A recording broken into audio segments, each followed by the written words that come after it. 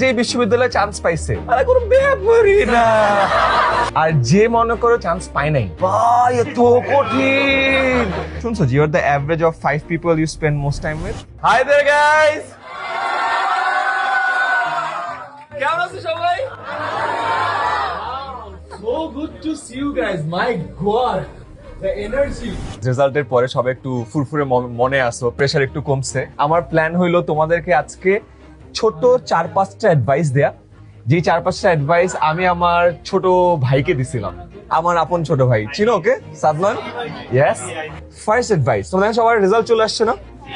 আচ্ছা, রেজাল্ট যেহেতু চলে আসছে, now it's time to decide on the college selection. It's very important. কেন? বিকজ তোমার নেক্সট 2 বছর তুমি কতটা সিরিয়াসলি পড়াশোনা করতেছো, কোন টিচারের কাছে পড়তেছো, কোন ফ্রেন্ড সার্কেলে থাকতেছো, কার দ্বারা প্রভাবিত হচ্ছ, সবকিছু ডিপেন্ড করবে তোমার কলেজের উপরে। কলেজ সিলেকশনে 2টো ধাপ। ফার্স্টেই 3টা কলেজে এখনো ভর্তি পরীক্ষা হয়, নর্ডেম, হোলি ক্রস, সেন্ট জোসেফ। তুমি যদি এই 3টা কলেজে পড়তে চাও, তাহলে তোমার কলেজ অ্যাডমিশনের প্রিপারেশন নেওয়া দরকার। তোমার জন্য ডিসাইড করার জিনিস হলো তুমি কি ওই প্রিপারেশনে নিতে চাও নাকি চাও না। যদি এই 3টা কলেজ প্ল্যানে না থাকে, তাহলে তোমার প্রিপারেশনের দরকার আছে? দরকার নাই। সো ফার্স্ট ডিসাইড এই 3টা কলেজ কিনা, যদি হয় তাহলে প্রিপারেশনে যাও, যদি না হয় তাহলে কিন্তু বাদ। এরপরে তুমি মনে করো বাদ দিলা বা সিলেক্ট করলা কোন কলেজে যাবা, এটার অনেকগুলো ভ্যারিয়েবল আছে। তার মধ্যে একটা বড় ভ্যারিয়েবল হইলো তোমার বাসা থেকে কত দূরে। যেমন আমি আমার ছোট ভাইকে অ্যাডভাইস দিছিলাম একদম বাসার পাশের কলেজে ভর্তি হওয়া। কেন দূরে না? বিকজ দূরে যাইতে লাগে 2 ঘন্টা, আসতে লাগবে 2 ঘন্টা। ইমাজিন দিনে যদি 4 ঘন্টা বেশি পড়াশোনা করে, ও কি আটকাতে পারবে? পারবে না। তার মানে ডিস্টেন্স একটা বড় ভ্যারিয়েবল। সো একটা জিনিস, তুমি ওই 3 কলেজে যাচ্ছ কিনা, সো দ্যাট উপর তুমি প্রিপারেশন নিবা কি নিবা না। আর দ্বিতীয়ত হলো ডিস্টেন্স। এবার সেকেন্ড লজিক্যাল রিজনিং এ চলে যায়। সেকেন্ডটা হলো তোমার 4th সাবজেক্ট। তোমাদের মেজরিটি যারা সায়েন্সে আছো তারা নাও হইলো হায়ার ম্যাথ এন্ড বায়োলজি, এটাই সেন্স মেক করে। এগেন আমি আগে থেকে সিলেক্ট করছিলাম যে আমার মেডিকেলে যাওয়ার প্ল্যান নাই, আমি এত পড়তে পারবো না, আমি লাইফে একটু চিল চাই। মেডিকেলে আমার ফ্রেন্ডরা যারা আছে ওরা অনেক জিনিয়াস। সো আমি পরে যে অনেক আফসোস করছি যে এত কষ্ট করে 2 বছর বায়োলজি পড়লাম, বায়োলজি না পড়লেও হইতো। তো আমার ছোট ভাইকে আমার দেয়া লাইফের বেস্ট অ্যাডভাইস ছিল বায়োলজি নিস না। ও আদর্শিত পড়ছে। আদর্শিত একটা সাবজেক্ট ছিল ইঞ্জিনিয়ারিং ড্রয়িং। ইঞ্জিনিয়ারিং ড্রয়িং এ এই যে বিগত আছে 160 মার্ক প্র্যাকটিক্যাল, মানে প্র্যাকটিক্যাল করে A+। তো ওর লাইফে ও অনেক খুশি হয়েছে। এন্ড ওর আগে কখনো মেডিকেলে যাওয়ার প্ল্যানও ছিল না, সো দরকার নাই। সো বায়োলজি 2 পেপার পড়তে যত টাইম লাগে, ইডি 2 পেপারে A+ আনতে তার থেকে অনেক কম টাইম লাগে। তাহলে লাভটা কি হলো? তুমি ওই টাইমটা অন্য সাবজেক্টগুলোতে দিতে পারো, যে সাবজেক্টগুলোতে তোমার অ্যাকচুয়ালি দরকার আছে।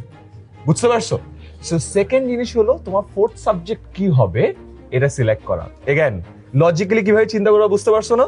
যদি একটা জিনিসের পারপাস না থাকে তাহলে বাদ দাও, দরকার আছে। থার্ড, ইটস ভেরি ইম্পর্টেন্ট, এইটা একটু ডিফিকাল্ট। সেটা কি? সেটা হলো তোমার ফাইনাল ডেস্টিনেশন সেট করা। ফাইনাল ডেস্টিনেশন মানে তুমি অ্যাডমিশনে কোথায় ট্রাই করবা। তুমি ঢাকা ইউনিভার্সিটি ট্রাই করতে পারো, তুমি ইঞ্জিনিয়ারিং ইউনিভার্সিটি ট্রাই করতে পারো, তুমি মেডিকেল ট্রাই। এগেন আমি কারো স্পেসিফিক সলিউশন দিচ্ছি না, আমি তোমাকে স্ট্র্যাটেজিটা বলতেছি। অনেকে বলতে পারে ভাই এত আগে জানানোর কি দরকার আছে? দরকার আছে।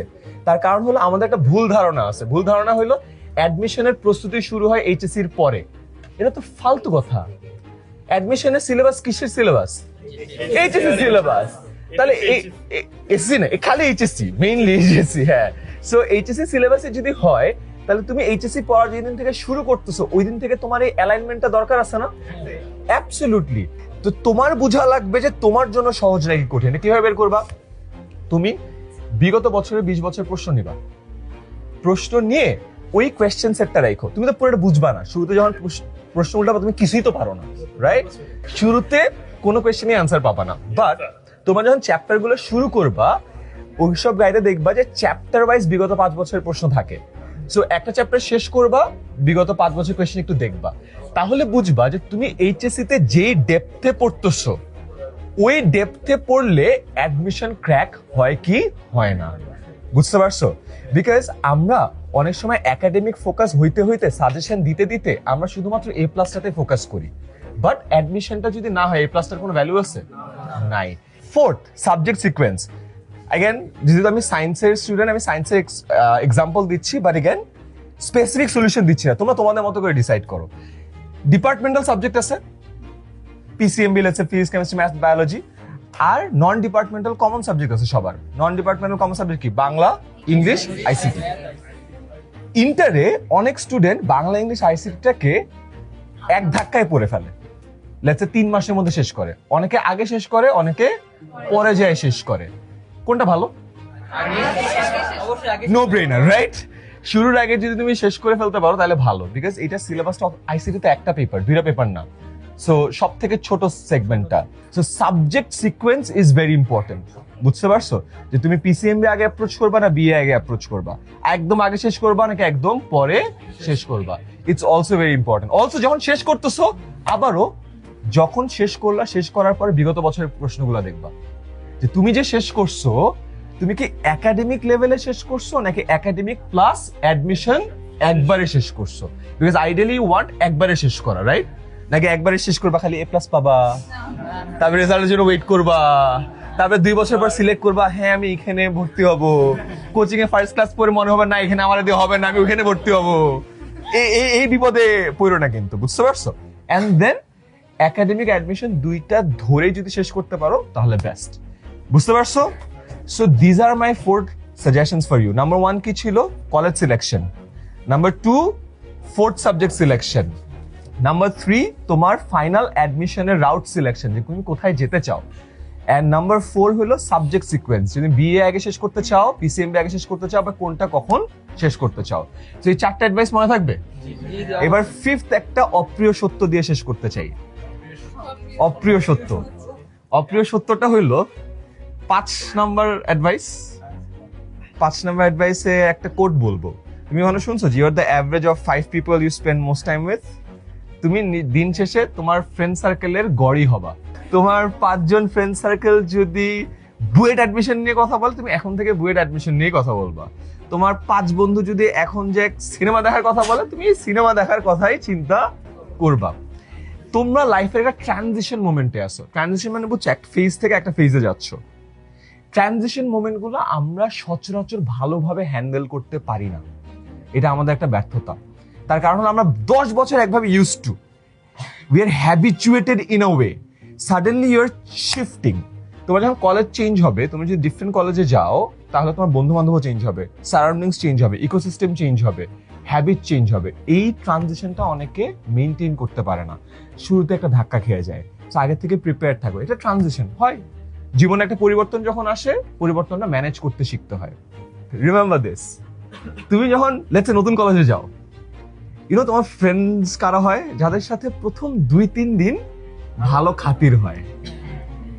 একদম সত্য কথা।